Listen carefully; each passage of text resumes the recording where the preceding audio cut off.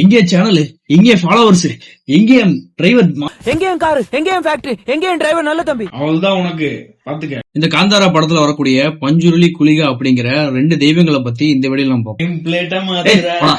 First Panjurli பத்தி பாக்குறோம் அப்படின்னா, இந்த பஞ்சுருளி அப்படிங்கறதுக்கான பொருள் என்னன்னு வந்து பாத்துட்டீங்கன்னா, இளம் காட்டு பன்றி அப்படிங்கறதான் இதோட மீனிங் தமிழ் மொழியில சொல்ல போனா.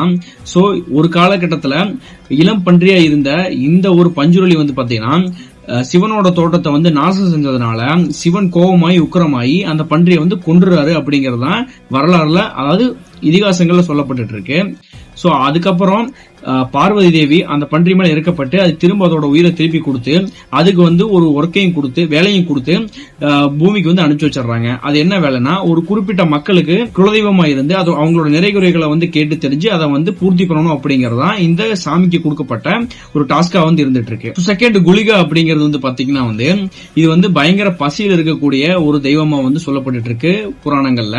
சோ இந்த தெய்வம் வந்து வளங்களை எல்லாத்தையும் சாப்பிட்டு பயங்கரமா வந்து பாத்தீங்கன்னா பசியில வந்து ஊறி போயிருச்சு. அதனால கிடைக்கிறது எதனாலும் சாப்பிட்டு வளர்ந்ததுனால ஒரு கட்டத்துக்கு மேல சூரியனையே சாப்பிட போயிருச்சு அப்படின்னு சொல்லி புராணங்கள்ல வந்து சொல்லப்படுது. சோ கடைசியா வந்து விஷ்ணு தன்னோட சுண்டு விரலை வெட்டி கொடுத்து இதோட பசிய வந்து அடக்குனாரு அப்படிங்கறதா வந்து புராணங்கள்ல வந்து சொல்லப்பட்டு இருக்கு. சோ அப்பேற்பட்ட அந்த ஒரு சாமிக்கு வந்து பாத்தீங்கன்னா ஒரு ஒர்க்கு கொடுத்து டாஸ்க கொடுத்து வந்து பாத்தீங்கன்னா பூமிக்கு அனுப்பிச்சு வைக்கிறாங்க.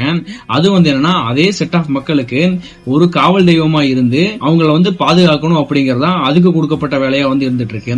சோ இந்த 2 சாமிகளும் வந்து பாத்தீங்கன்னா இன்னைக்கும் கர்நாடகா சேர்ந்த துளு மக்கள் வந்து இன்னும் பூதகோலாங்கிற பேர்ல இதுக்கு வந்து சாமி வந்து கும்பிட்டு தான் இருக்காங்க. சோ இந்த கதையும் இந்த சாமியும் தழுவி எடுக்கப்பட்டதா இந்த காந்தாரா படம். சோ நீங்களும் நல்லா பாத்திருப்பீங்க. வீடியோ பிடிச்சா லைக் பண்ணுங்க.